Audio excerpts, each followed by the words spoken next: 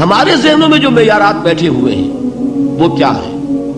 کامیابی پیسے سے ہے، کامیابی جائیداد سے ہے، کامیابی کاروبار سے ہے، کامیابی شہرت سے ہے، کامیابی اقتدار سے ہے.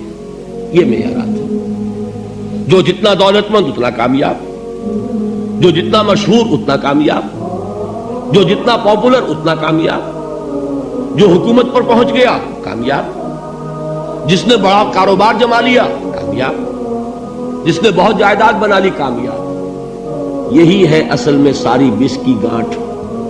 جو تصور کامیابی کا ہوگا اسی کے مطابق آپ کی بھاگ دوڑ ہوگی، اسی کے لیے جد و جہد ہوگی، اسی کے لیے توانائیاں صرف ہوں گی، اسی کے لیے دن رات کی مشقت ہوگی. یہ ہے اصل شے جس کی یہاں نفی ہو رہی ہے. کامیابی دولت سے نہیں، کامیابی شہرت سے نہیں، کامیابی اقتدار اور طاقت اور حکومت سے نہیں، بلکہ کامیابی ہے ایمان سے، عمل صالح سے، تواصی بالحق سے، تواصی بالصبر سے. آپ غور کیجئے اس نقطہ نظر کا، اس ایٹیچیوڈ کا، یہ جو مینٹل ایٹیچیوڈ ہے اس کا بدل جانا ہی انسانی شخصیت کے اندر انقلاب برپا کرے گا. اب آپ کا نتیجہ کیا نکلا؟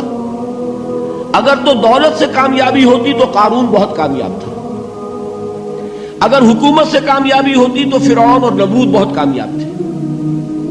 کامیابی ان سے نہیں ہے. کامیابی انسان دولت میں قارون کی دولت تک پہنچ جائے اور دنیا میں دبدبہ اور اقتدار اور سلطنت اور حکومت کے اعتبار سے وہ نمرود اور فرعون کا مقام حاصل کر لے، وہ ناکام ہے، خائب ہے، خاسر ہے، برباد ہے.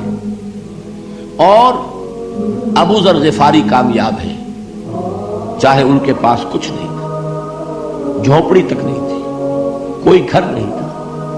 حضور نے فرمایا ہے اللہ کے کچھ بندے ایسے ہوتے ہیں جو کسی محفل میں جانا چاہیں تو انہیں اجازت نہ ملے، جو کہیں اگر رشتہ کرنا چاہے کوئی ان سے رشتہ کرنے کو تیار نہ ہو، کہیں کوئی سفارش کرنا چاہے تو ان کی کوئی بات ہی نہ سنے.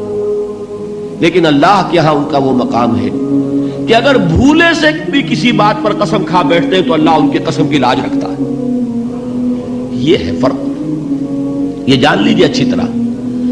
اس بات کا مان لینا آسان، اس پر سبحان اللہ کہنا آسان، لیکن اس کے مطابق آپ کے اپنے ذہن کا بدل جانا بہت مشکل. اس لیے کہ ہم متاثر ہوتے ہیں اپنے ماحول سے.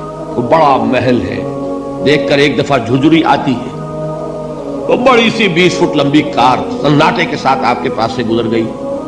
ایک دفعہ اعصاب کے اندر ارتعاش ہوتا ہے، محسوس ہوتا ہے بڑے یہ نصیبے والے لوگ ہیں، بڑے خوش نصیب، بڑے کامیاب. حالانکہ کچھ معلوم نہیں کہ یہی سب سے بڑی بد نصیبی ہو سکتا ہے کہ یہی سب سے بڑی ناکامی ہو. اگر ذہنوں میں یہ بات بیٹھ جائے کامیابی کس شے سے. یہی وجہ دیکھیے قرآن مجید میں بارہا آپ دیکھیں اولئک ھم المفلحون، یہ ہے لوگ کامیاب ہونے والے. آج یہ آپ نے نماز میں وہ آیات سنی، یا ایھا الذین آمنوا ارکعوا واسجدوا واعبدوا ربکم وافعلوا الخیر لعلکم تفلحون. اے ایمان والو، رکوع کرو، سجدہ کرو، اپنے رب کی پرستش اور بندگی کرو اور اچھے کام کرو تاکہ تم کامیاب ہو جاؤ. تو کامیابی کن چیزوں سے ہے؟ یہ ہے سب سے بڑا سبق. یہ ہمارے دل میں اگر بات بیٹھ جائے، ٹھک جائے، تو زندگی بدل جائے گی. صبح و شام بدل جائیں گے، نقشے بدل جائیں گے، بھاگ دوڑ کا رنگ بدل جائے گا، ویلیو سٹرکچر بدل جائے گا. آج وہ ایک چیز نہایت اہم نظر آ رہی ہے، کل نہایت غیر اہم نظر آئے گی. جیسے کہ حضور کی حدیث ہے مالی ولد دنیا، مجھے تمہاری اس دنیا سے کیا سروکار ہے. انما مثلی کراکب استظل تحت شجرۃ ثم راح فترکها، میری مثال تو اس سوار کی سی ہے جو تھوڑی دیر کے لیے ایک درخت کے سائے میں ٹھہرتا ہے سستانے کے لیے، پھر وہ اپنا راستہ لیتا ہے. اسے اس درخت سے مستقل تعلق اس کا نہیں ہے، وہ اس کا گھر نہیں، وہ اس کی منزل نہیں. اسی طرح یہ دنیا میرا گھر نہیں ہے. اب دیکھیے ہم کہتے ہیں انا للہ و انا الیہ راجعون، ہم تو مسافر ہیں، ہم اللہ کے پاس سے آئے، اللہ کی طرف ہمیں لوٹ جانا ہے. کن فی الدنیا کانک غریب و عابر سبیل، حضور فرماتے ہیں دنیا میں ایسے رہو جیسے کہ تم اجنبی ہو یا راہ چلتے مسافر ہو. لیکن یہ طرز عمل کب ہوگا؟ جبکہ یہ آیت ہمارے ذہنوں کے اندر بیٹھ گئی ہو. والعصر ان الانسان لفی خسر الا الذین آمنوا وعملوا الصالحات وتواصوا بالحق وتواصوا بالصبر. یہ ہے اصل بات جو میں نے عرض کیا تھا کہ میں بتاؤں گا صحابہ کیوں ایک دوسرے کو یاد دلاتے تھے. اس لیے کہ دیکھیے جیسے برف باری اگر ہو رہی ہو، آپ باہر نکلیں گے تو برف آپ کے کپڑوں پر جم جاتی ہے نا، تو آپ جھٹکتے ہیں کپڑوں کو تاکہ برف ہٹ جائے. ہمارے ایمان پر اس دنیا میں رہتے ہوئے جب ہم متاثر ہوتے ہیں ماحول سے تو گردہ آ جاتا ہے، برف پڑ جاتی ہے. اس کو جھٹکتے رہنے کی ضرورت ہے، اور وہ جھٹکنے کی بہترین اور مؤثر ترین شکل یہی ہے کہ یاد رکھو کامیابی ان چیزوں سے نہیں ہے. چمک دمک جو ہے دنیا کی، یہ ساری چمک دمک جو تمہیں رجھا رہی ہے، جو تمہیں اپنے اندر گم کیے ہوئے ہے.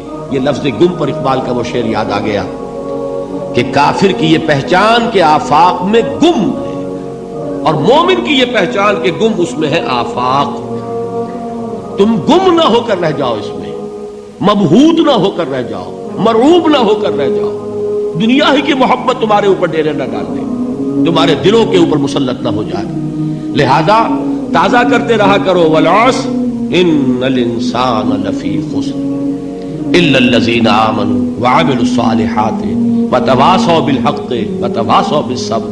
پھر یاد کر لو، پھر تازہ کر لو اپنے اس یقین کو کہ کامیابی دولت سے نہیں، کامیابی ثروت سے نہیں، کامیابی اقتدار سے نہیں، کامیابی شہرت سے نہیں، کامیابی جائیداد سے نہیں. کامیابی ہے ایمان سے، کامیابی ہے عمل صالح سے، کامیابی ہے تواصی بالحق سے، کامیابی ہے تواصی بالصبر سے. یہ چار چیزیں ہیں کہ جو کامیابی کے لوازم